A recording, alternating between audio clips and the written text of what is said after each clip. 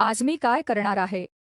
तुम्ही तुमच्या पहिल्या वर्षात जे काही शिकला त्याचा आपण फास्ट ट्रॅक करणार आहोत, जेणेकरून तुम्हाला एक प्रकारची सातत्य आहे हे कळेल आणि तुम्ही पुढे प्रशंसा कराल. ठीक आहे, म्हणून जो कोणी आधीच शिकला असेल कदाचित तुमचा सराव झालेला असेल, पण एकदा या पुनरावृत्तीवर जाणे चांगले आहे जेणेकरून तुम्ही सर्व माझ्यासोबत असाल. ठीक आहे, त्यामुळे बॉक्समधील पार्टिकलचे पुनरावलोकन, पोटेन्शियल वेल अवरोध स्टे पोटेन्शियल हार्मोनिक ऑसिलेटर ही आजची थीम आहे आणि हळूहळू मी तुम्हा सर्वांना डेल्टा फंक्शन आणि एक डायमेन्शनल समस्या बाउन्स स्टेट स्कॅटरिंग स्टेटसचे काही गुणधर्म शिकवेन. एका डायमेन्शनल बॉक्समधील पार्टिकल बद्दल तुम्ही सर्व झोपेच्या मध्यभागी देखील. मला खात्री आहे की आता तुम्हा सर्वांना माहित आहे ते बरोबर आहे का. तुम्ही एका कोऑर्डिनेटातील दोन निर्देशांकांवर x समान 0 आणि xl बरोबर इन्फायनाईट पोटेन्शियल ठेवता आणि बॉक्सच्या आत तुम्ही एखाद्या मुक्त पार्टिकल प्रमाणे ट्रीट करता. तो तंतोतंत मुक्त पार्टिकल नाही, कारण तो अशा प्रकारच्या पोटेन्शियलने बाउंड असतो. ते बंधन आहे. तर अशा पार्टिकलचे वेव्ह फंक्शन काय आहे? तुम्ही टाइम इंडिपेंडंट श्रोडिंगर इक्वेशन वापरून मूल्यमापन करण्याचा प्रयत्न केला आहे, बरोबर? आणि असे आढळले की वेव्ह फंक्शनचे टाइम इंडिपेंडंट श्रोडिंगर इक्वेशनचे समाधान करते. सामान्यीकृत वेव्ह फंक्शन एल गुणा साइन एन पाय एक्स विभाजित एलच्या 2चे मूळ आहे. प्रत्येकाने हे मिळवले आहे. मला खात्री आहे की तुम्ही ते केले आहे. जर तुमचा उत्तर तो नसेल, तुम्हाला आठवत नसेल, तर कृपया परत जा आणि ते पहा. ठीक आहे, आणि संबंधित एकदा मी टाइम इंडिपेंडंट श्रोडिंगर इक्वेशनचे निराकरण म्हटल्यावर त्याचा अर्थ काय होतो तुम्हाला दोन्ही वेव्ह फंक्शन तसेच करस्पॉन्डिंग एनर्जी आयजन मूल्ये द्यावी लागतील. ठीक आहे, त्यामुळे एन्स ही संबंधित एनर्जी आयगन मूल्ये आहेत आणि ती देखील डिस्क्रिटायझ्ड आहेत. पूर्णांक गुणाकार एन वर्ग एक कॉमन फॅक्टर गुणाकार करतो जो पाय वर्ग एच कॉस वर्ग 2 ml एल वर्ग आहे, जेथे एल बॉक्सची लांबी आहे. तर टाइम इंडिपेंडंट श्रोडिंगर इक्वेशनच्या सोल्युशनचा हाच अर्थ आहे. ठीक आहे, बॉक्समधील पार्टिकलसाठी तुम्ही डेरिव्हेशन मध्ये ही कंडिशन ठेवता आणि नंतर तुम्ही हे इंडिपेंडेंट श्रोडिंगर इक्वेशन आठवा. u of x phi of x infinite कडे झुकत आहे, बरोबर, कारण u इन्फिनिटी कडे झुकत आहे. कारण ह्याबद्दल तुम्हाला काळजी करायची आहे. तर मग तुम्ही वेव्ह फंक्शन हे शून्यावर x शून्याच्या समान आणि xl च्या समान वर सेट करून समाधान शोधता आणि वेव्ह फंक्शन सतत असणे आवश्यक आहे, बरोबर. तर हे असे आहे जे मी शेवटच्या लेक्चरमध्ये सांगितले होते की इन्फायनाईट पोटेन्शियलसाठी ही वेव्ह फंक्शन सतत असणे आवश्यक आहे, परंतु फंक्शनचे डेरिव्हेटिव्ह सतत होणार नाही. ह्या गोष्टीवर मी शेवटच्या लेक्चरमध्ये जोर दिला होता. म्हणून एकदा तुम्ही हे टाकले की आम्हाला फक्त सातत्यपूर्ण राहण्यासाठी वेव्ह फंक्शनची आवश्यकता आहे, डेरिव्हेटिव्ह नाही. आणि बॉक्सच्या आत तुम्ही टाइम इंडिपेंडंट श्रोडिंगर इक्वेशनात u शून्याच्या बरोबरी ठेवता, हे मी म्हणत होतो. आणि सर्वात सामान्य उपाय म्हणजे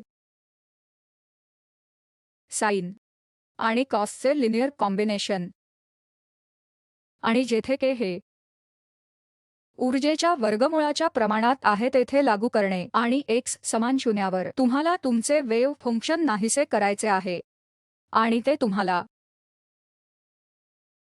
बिला शून्य बनवण्यास भाग पाडते. तुम्ही डेरिव्हेशन असे सोडवले आहे. त्याचप्रमाणे x ला l च्या बरोबरीने तुम्ही प्रयत्न करून हे दाखवू शकता की या के एल मध्ये के ची परिमाण एन पायच्या बरोबरीने केल्यास ते पुन्हा शून्य होईल.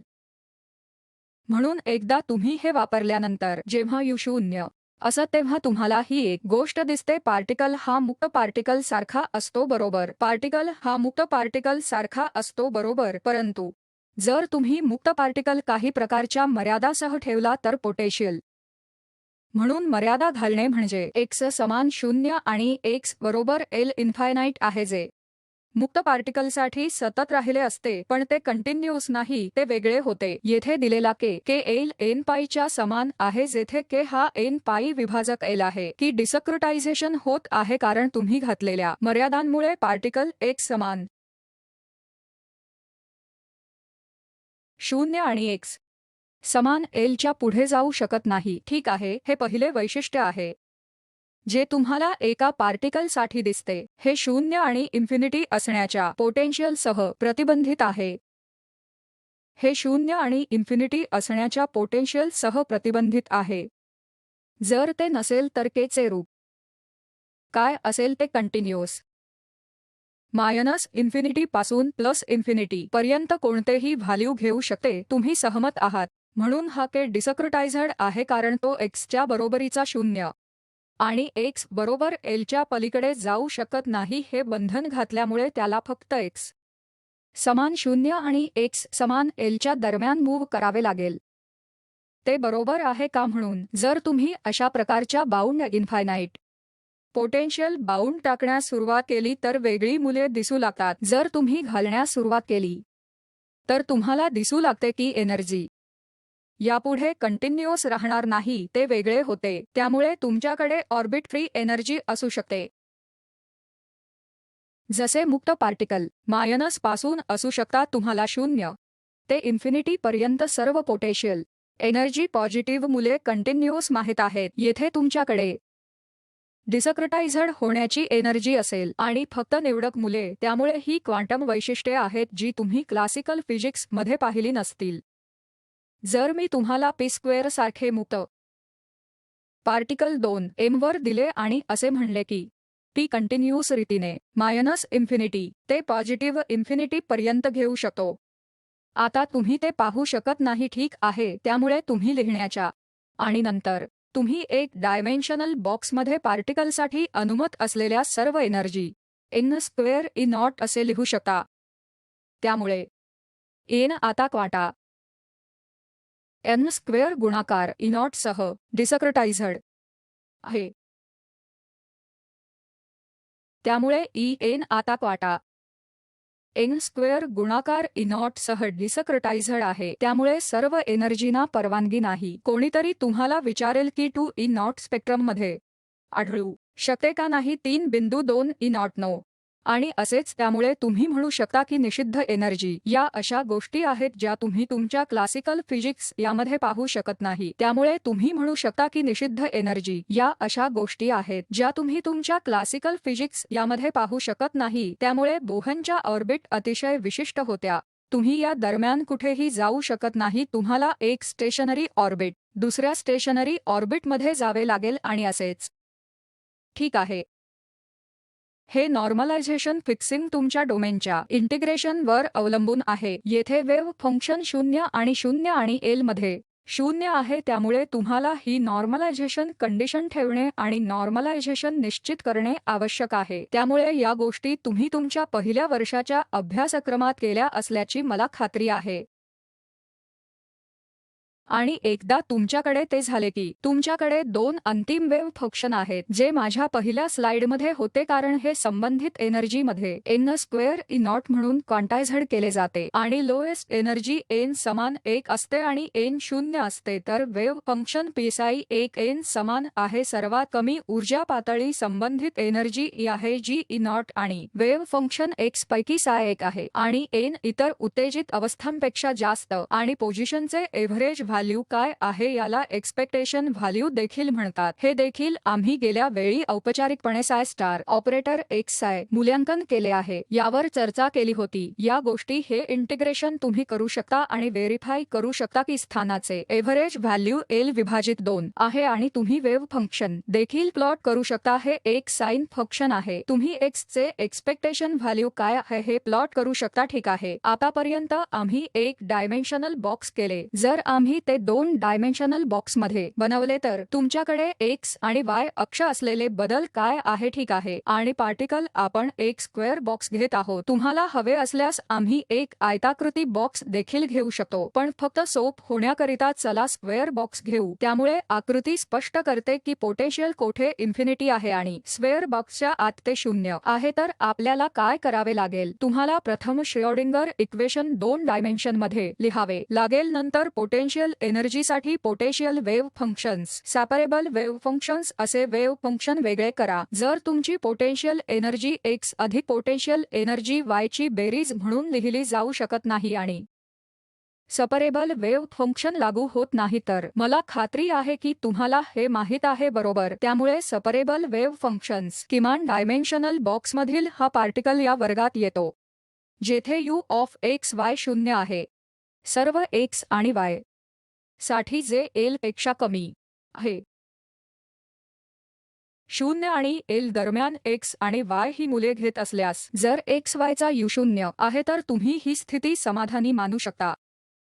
त्यामुळे तुम्ही विभक्त वेव्ह फंक्शन करू शकता आणि मग आपण 2 डायमेन्शनल बॉक्स मधील पार्टिकल चा समाधान पाहतो. त्यामुळे 2 डायमेन्शनल श्रोडिंगर इक्वेशन पुन्हा टाइम इंडिपेंडेंट होते. तुमच्याकडे पूर्वी एका डायमेन्शनल बॉक्स मध्ये पार्टिकल मध्ये डेल x स्क्वेअर विभाजित डेल स्क्वेअर होता. तुमच्याकडे डेल y स्क्वेअर टर्मद्वारे डेल स्क्वेअर देखील असेल. त्यामुळे ती पहिली स्टेप आहे आणि साय हे x आणि y दोन्हीचे फंक्शन असेल आणि नॉर्मलायझेशन कंडिशन मध्ये फक्त x वर इंटिग्रेशनच नाही तर y वर इंटिग्रेशन देखील केले पाहिजे. ही 2 डायमेन्शनल समस्या नाही, सरळ विस्तार आहे. हे असे आहे म्हणून तुम्ही 2 डायमेन्शनल बॉक्स मधील पार्टिकलसाठी 0 ते आणि 0 ते l अशी लिमिट ठेवू शकता. जर potential energy u1 of x अधिक u2 ऑफ y असेल तर मी वरील समीकरण लिहू शकतो. ऑपरेटर ओ म्हणून शीर्ष समीकरण जे फक्त x वर अवलंबून असते आणि दुसरा ऑपरेटर जो फक्त y वर अवलंबून आहे आणि x y च्या साय वर कार्य केले म्हणून तुमच्या भिन्न समीकरणांमध्ये ही मुख्य थीम आहे. तुम्ही फक्त x वर अवलंबून असणारे डिफरेन्शियल ऑपरेटर आणि फक्त y वर अवलंबून असणारे डिफरेन्शियल ऑपरेटर विभाजित करू शकता. तर काय होईल, काय शक्य आहे? x y चे साय हे x चे फाय असे लिहिले जाऊ शकते आणि y चे दुसरे फंक्शन बरोबर. त्यामुळे ती शक्यता फक्त तेव्हाच अस्तित्वात आहे जेव्हा तुम्ही तुमचा डिफरेन्शियल ऑपरेटर 2 डिफरेन्शियल ऑपरेटरच्या लिनियर बेरीजमध्ये लिहू शकता जिथे एक x वर अवलंबून असतो आणि दुसरा y वर अवलंबून असतो. म्हणून 2 भिन्न ऑपरेटर हे आहेत एक o जो फक्त x वर अवलंबून आहे आणि o2 जो फक्त y वर अवलंबून आहे. डिफरेन्शियल ऑपरेटर क्षमा करा हे असले पाहिजे. येथे एक टाइपो आहे. u2y असणे आवश्यक आहे. फक्त ते दुरुस्त करा. तुम्ही दोघे u सुद्धा y असले पाहिजे. ठीक आहे. पोटेन्शियल एनर्जीच्या अशा पृथक्करणासाठी तुम्ही विभक्त फंक्शन्स लिहू शकता. मी त्याला f च्या x g च्या y म्हणून संबोधत आहे. जरी मी बॉक्समधील पार्टिकलवर जोर देत असलो तरीही हे इतर परिस्थितींसाठी देखील लागू आहे. हे औपचारिक 2 डायमेन्शनल श्रोडिंगर इक्वेशन आहे. तुम्ही कसे वेगळे करू शकता जर तुमच्या पोटेन्शियल एनर्जीची बेरीज तुम्हाला माहिती आहे की पोटेन्शियल एनर्जीचे भिन्न कोऑर्डिनेट साधतात. त्यामुळे आता तुम्ही त्यास 2 डायमेन्शनल विभेदक समीकरण श्रोडिंगर इक्वेशन मध्ये बदला आणि f of x g of y ने भागा आणि तुम्हाला p मिळेल जे अवलंबून आहे. लेफ्ट हँड साइड मध्ये ठेवा. p जे y अवलंबून आहे ते राईट हँड साइडला ठेवा आणि ते v च्या फॅक्टरशी संबंधित असतील. त्यामुळे ही अचूक एक्सप्रेशन आहे किंवा समतुल्यपणे हे अधिक हे च्या बरोबरीचे असेल कारण आम्ही साय ने भागले आहे. ठीक आहे. कृपया ते तपासा. त्यामुळे हे फक्त सोयीसाठी आहे. लेफ्ट हँड साइड फक्त x वर अवलंबून आहे आणि राईट हँड साइड y वर अवलंबून आहे आणि तुम्ही त्या दोघांना काही स्थिरांक a च्या बरोबरीचे समीकरण करू शकता आणि स्थिरांकासाठी सोडवू शकता जे पुन्हा एक डायमेन्शनल डिफरेन्शियल इक्वेशन बनेल. x च्या f साठी सोडवा. ठीक आहे. आणि त्याचप्रमाणे तुम्ही y च्या g साठी सोडवू शकता. जे दुसरे एक मितीय भिन्न समीकरण असेल. त्यामुळे आता आपण 2 डायमेन्शन बॉक्समधील पार्टिकलसाठी वेव्ह फंक्शन सोडवू. तुम्ही येथे कोणत्या गोष्टी पाहता? एक डायमेन्शनल बॉक्समधील पार्टिकलच्या तुलनेत तुम्ही पहिली गोष्ट पाहाल ती म्हणजे 2 भिन्न वेव्ह फंक्शन असू शकतात ज्यात समान ऊर्जा असू शकते. यालाच अधोगती म्हणतात. अधःपतन एक डायमेन्शनल बॉक्सच्या पार्टिकलमध्ये ठीक आहे. बॉक्समधील एक डायमेन्शनल पार्टिकल देखील जाणवू शकतो कारण तो एक बाउंड अवस्था आहे. तो x समान 0 आणि x समान l मध्ये बाउंड आहे. ठीक आहे, तर ही पहिली गोष्ट आहे जी तुम्ही पाहाल. चला तर मग हे उपाय सोडवूया. xy चे साय. आता आपल्याला न्याय आहे की आपण डायमेन्शनल पार्टिकलसाठी x च्या y च्या जी देखील लिहू शकतो आणि आठवा की वेव्ह फंक्शन x बरोबर l किंवा y बरोबर l वर नाहीसे व्हायला हवे आणि त्याचप्रमाणे x बरोबर 0 आणि y बरोबर 0 आहे म्हणून तुमच्या वेव्ह फंक्शनवर त्या कंडिशन्स ठेवा. तुम्हाला बॉक्सच्या आत कोणता फॉर्म मिळेल? तुम्हाला हे डिफरेन्शियल इक्वेशन सोडवायचे आहे. हे इक्वेशन दुसरे काहीही नाही तर तुमचा ए तुमच्या के सारखा आहे ज्याला आम्ही एक डायमेन्शनल समस्यांमध्ये के स्क्वेअर्ड वेगळा केला नाही. ठीक आहे. म्हणून d squared a by d x squared 2ma विभाजक यच क्रॉस स्क्वेअर्ड आहे. याला तुमचा के स्क्वेअर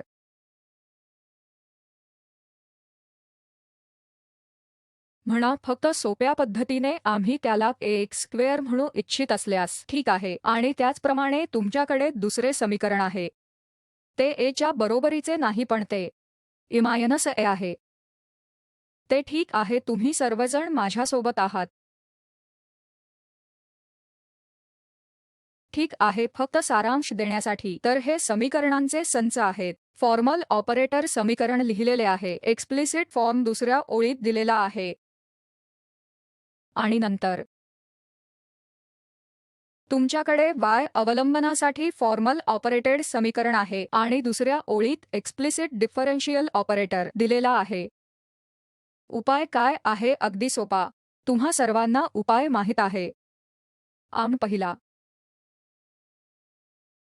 x चा f म्हणून sin के x अधिक बिकॉस x म्हणून लिहू शकता. त्याचप्रमाणे y चे g म्हणून kx हे 2ma बाय h क्रॉस स्क्वेअरचे मूळ आहे आणि ky हे 2me वजा a बाय h क्रॉस स्क्वेअरचे मूळ आहे. याचा मागोवा ठेवण्यासाठी तुम्ही k साठी सबस्क्रिप्ट x ठेवू शकता. तर कंडिशन kx हे आहे आणि ky हे काय आहे? आणि तुम्ही f ची कंडिशन x बरोबर 0 वर x समान 0 वर आणि x बरोबर l अशी कंडिशन घातला की जी b ला 0 बनवेल आणि kx परिमाणित केले जाईल. त्याचप्रमाणे ky परिमाणित केले जाईल आणि d 0 असेल. त्यामुळे नॉर्मलायझेशन पर्यंत बॉक्समधील 2 डायमेन्शनल पार्टिकलचे एकत्रित समाधान हे 2 साइन फंक्शन्सचे प्रॉडक्ट आहे ज्यामध्ये nx पूर्णांक क्वांटम संख्या आणि ny हा दुसरा पूर्णांक क्वांटम क्रमांक आहे.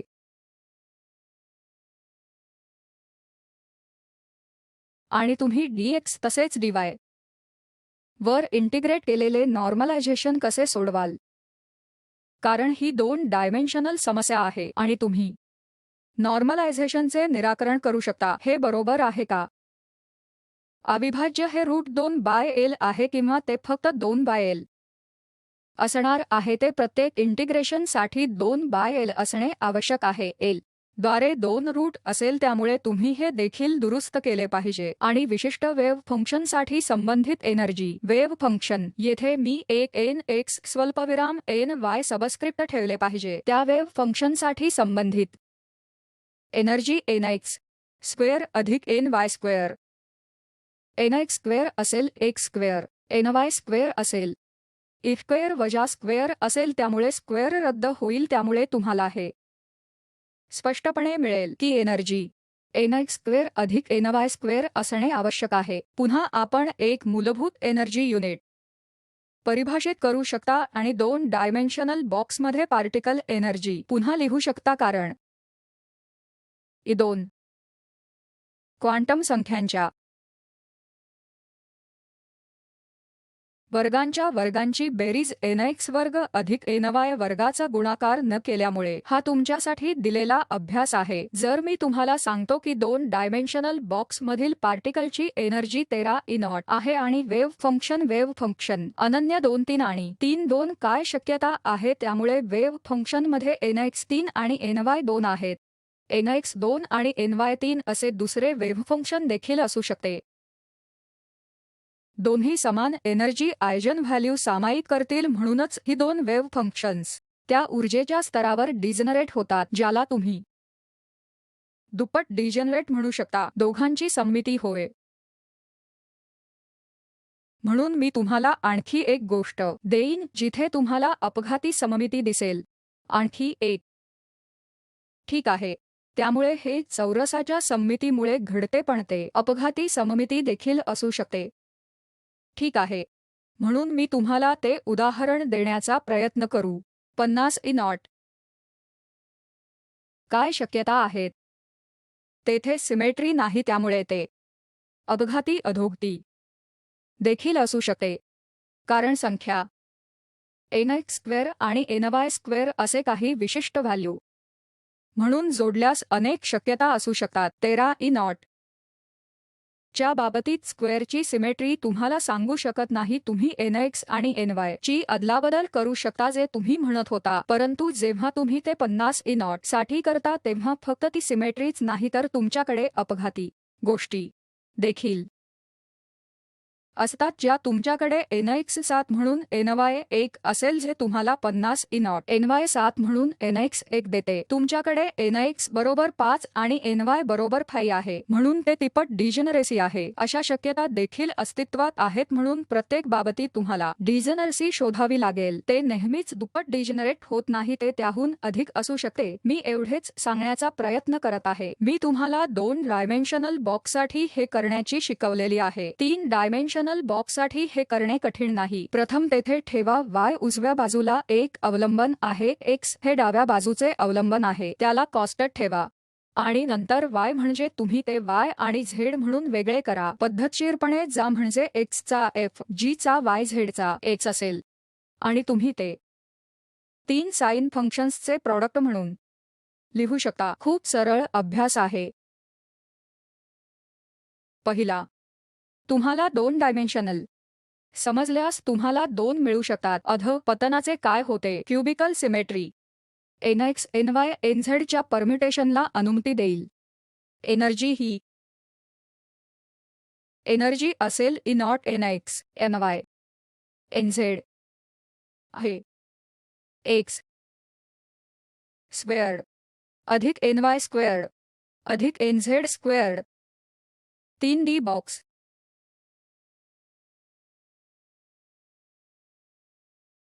वर्ग बॉक्स किंवा मी त्याला तांत्रिकदृष्ट्या क्यूब म्हणू. ठीक आहे.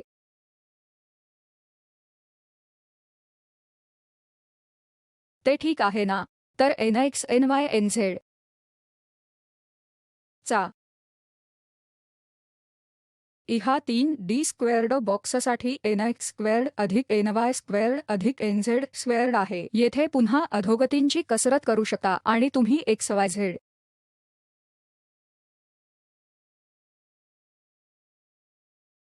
हे वेव्ह फंक्शन काय आहे ते देखील लिहू शकता. ते 2 गुणा L ते 3 गुणाकार साइन x पाय ने L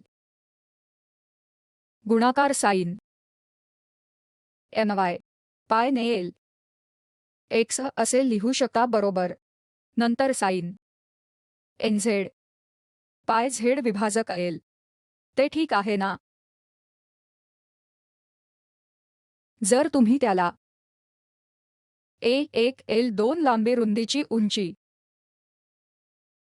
L2 L3 असा क्युबॉइडमध्ये ठेवण्याचा प्रयत्न केला तर काय बदल होईल? तुम्हाला त्यानुसार या गोष्टींमध्ये सुधारणा करावी लागेल. जर तुम्ही बदल केला तर हे E0 देखील को-युनिव्हर्सल E0 असे लिहिले जाऊ शकत नाही. तुम्हाला योग्यरित्या विभाजित L1 स्क्वेअर विभाजित L2 स्क्वेअर विभाजित L3 स्क्वेअर लावावे लागेल. ते काय आहे हे तुम्हाला माहीत आहे आणि त्या बाबतीत कोणतीही सिमेट्री नाही. हा केवळ आकस्मिक योगायोग असू शकतो. ठीक आहे. म्हणून मी जी यादी दिली आहे ती 2 डायमेन्शनल बॉक्ससाठी आहे आणि नंतर मी तुम्हाला ती तयार करण्यास सांगितले आहे. 3D बॉक्सवर काही असाइनमेंट समस्या असतील आणि तुम्ही प्रयत्न करून त्याचे निराकरण करू शकता. ठीक आहे.